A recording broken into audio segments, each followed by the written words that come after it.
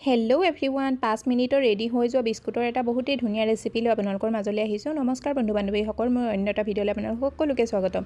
আজিৰ এই ৰেচিপিটো বনাবৰ কাৰণে মই পতঞ্জলীৰ আটা বিস্কুটটো যোনটো হয় সেই বিস্কুটটো 1 পেকেট বিস্কুট লৈ লৈছোঁ। বিস্কুটৰ পেকেটটো আনোতে মোৰ বিস্কুটখিনি ভাঙা আছিলে, মানে পৰি গৈছিলে হাতৰ পৰা, আৰু মানে বিস্কুটখিনি বেলেগ কামত নাহে বুলি ভাবিয়ে মই বিস্কুটৰ এই ৰেচিপিটোকে বনাই ল'লোঁ।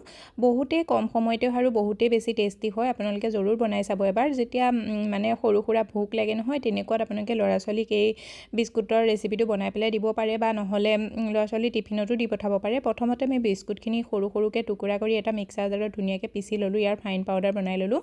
এতিয়া মই ইয়াত এড কৰি দিলোঁ আধা চামুচ বেকিং পাউডাৰ আৰু লগতে আধা চামুচতকৈ কম বেকিং চ'ডা। বেকিং পাউডাৰ যিমান দিয়ে তাৰ আধা বেকিং চ'ডা এড কৰিব লাগে। লগতে 2 চামুচ কোকো পাউডাৰ এড কৰি দিছোঁ। কোকো পাউডাৰটো আপোনালোকে স্কিপো কৰিব পাৰে, মানে কোকো পাউডাৰটো দিলে ইয়াৰ কালাৰটো ভাল আহে চকলেটৰ দৰে, সেইকাৰণে মই কোকো পাউডাৰ এড কৰি দিছোঁ। আৰু চকলেট ফ্লেভাৰো হৈ যায় কোকো পাউডাৰ এড কৰিলে। কোকো পাউডাৰ এড কৰি ভালদৰে মিলাই ল'ম, যাতে গোটেই বিস্কুটখিনিৰ লগত কোকো পাউডাৰখিনি মিহলি হৈ যায়। তাৰপিছত মই ৰুম টেম্পাৰেচাৰৰ গাখীৰ লৈ লৈছোঁ। গাখীৰৰ পৰিমাণটো নিজৰ হিচাপ অনুসৰিয়ে ল'ব লাগিব, মানে বিস্কুট যিমান হয় তাৰ ওপৰতে গাখীৰটো ল'ব লাগিব। এতিয়া মই গাখীৰ অলপ অলপকৈ এড কৰি পেলাই এটা বেটাৰ ৰেডি কৰি ল'ম।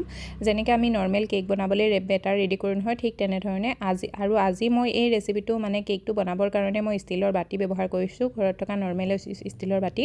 আৰু আপোনালোকক ক'বলৈ পাহৰি গ'লোঁ যে যেতিয়া এই বেটাৰটো ৰেডি কৰে নহয়, মানে কোকো পাউডাৰ এড কৰাৰ পিছতে আপোনালোকে ইয়াত 1 চামুচ ৰিফাইন তেল বা ঘিউ এড কৰি দিব পাৰে, কিন্তু মই পাহৰি গৈছিলোঁ কাৰণে মই পিছত এড কৰি দিছোঁ। ৰিফাইন তেলটো এড কৰি পেলাই মই ভালদৰে মিলাই ল'ম, কিন্তু আপোনালোকে আগতীয়াকৈ এড কৰি দিব, তেতিয়া মানে কেকটো বেছি ভাল হয়।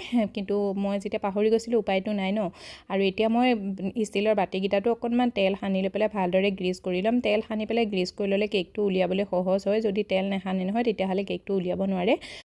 আপোনালোকক আকৌ এবাৰ অনুৰোধ কৰিছোঁ, যেতিয়া কোকো পাউডাৰ এড কৰি পেলাই ভালদৰে মিলাই নহয়, তেতিয়া আপোনালোকে তেল বা ঘিউ ইয়াত এড কৰি দিব। আৰু মই যে পিছত এড কৰিছোঁ তাৰ কাৰণে মোৰ এটা গলতিও হৈ গ'ল, মানে ভুল হৈ গ'ল। সেই ভুলটো কি ভুল হ'ল মই আপোনালোকক ভিডিঅ'টোৰ শেষত কৈ দিম।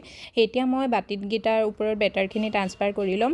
বাতিটো যিমান চাইজৰ হয় সিমানখিনিয়ে বেটাৰ ইয়াত ট্ৰান্সফাৰ কৰিব লাগিব, মানে বাতিটো যিমান ডাঙৰ হয় নহয় তাৰ আধা কৰিব লাগিব। আমি ইয়াত যিহেতু বেকিং পাউডাৰ আৰু বেকিং চ'ডা এড কৰিছোঁ, তাৰ কাৰণে এইটো অলপ ফুলিব। মোৰ ইয়াত 2টা বাতিতে হৈ গ'ল, এটা বাতি মই ছাইড কৰি থৈ দিলোঁ। আৰু এতিয়া মই বাতিকেইটা অকণমান টেপ কৰি দিম, যাতে ভিতৰৰ হাৱাখিনি ইয়াৰ ৰিমুভ হৈ যায়। আৰু ওপৰৰ পৰা অকণমান ড্ৰাই ফ্ৰুটছ মিহি মিহিকৈ কাটি সজাই দিছোঁ। ইয়াৰ জেগাত আপোনালোকে চকো চিপছো এড কৰিব পাৰে, বা একো এড নকৰিলেও ভাল লাগে, কিন্তু মই ড্ৰাই ফ্ৰুটছ এড কৰি দিছোঁ অকণমান দেখিবলৈ ভাল লগাৰ কাৰণে। আৰু ড্ৰাই ফ্ৰুটছত মই লৈ লৈছোঁ কাজু আৰু বাদাম মিহি মিহিকৈ কাটি এড কৰি দিছোঁ ওপৰৰ পৰা। আকৌ এবাৰ টেপ কৰি দিম।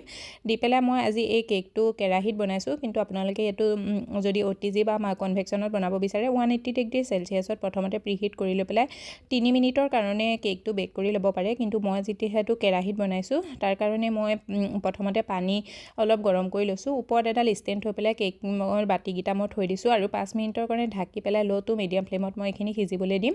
আৰু 5 মিনিটত মই চেক কৰি চাইছোঁ, এডাল টুথপিক দি দেখিছেনে কিমান ধুনীয়াকৈ ক্লিন হৈ আহিছে। এই কেকটো আমাৰ 5 মিনিটত ৰেডি হৈ গ'ল, মানে মই কৈছিলোঁ নহয় 5 মিনিটতে ৰেডি হৈ যাব বুলি।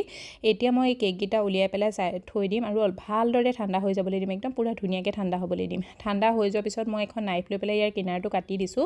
আৰু আপোনালোকে কেকটো এনেদৰে বাতিৰ পৰা লৈও খাব পাৰে। কিন্তু যদি আপোনালোকে কেকটো উলিয়াব বিচাৰে নহয়, চাওক মই যে কৈছিলোঁ মই তেল পিছত এড কৰাৰ কাৰণে মোৰ কি ভুল হ'ল।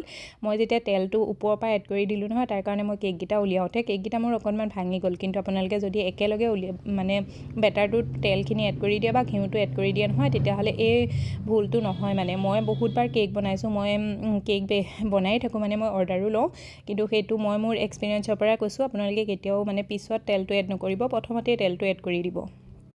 কিন্তু যদিও কেকটো ভালদৰে ওলোৱা নাই, দেখিছেনে কিমান ধুনীয়া জালিদাৰ হৈছে, কিমান ধুনীয়া ফ্লাফি হৈছে, বহুতেই টেষ্টি হয়। এবাৰ জৰুৰ ট্ৰাই কৰি চাব। আজিৰ এই ৰেচিপিটো কেনেকুৱা লাগিছে? যদি ভাল লাগিছে চেনেলটো ছাবস্ক্ৰাইব কৰি দিব, লগতে বেল আইকনটো প্ৰেছ কৰি দিব এনেকুৱা ভিডিঅ'বোৰ আগলৈ পাই থাকিবৰ কাৰণে।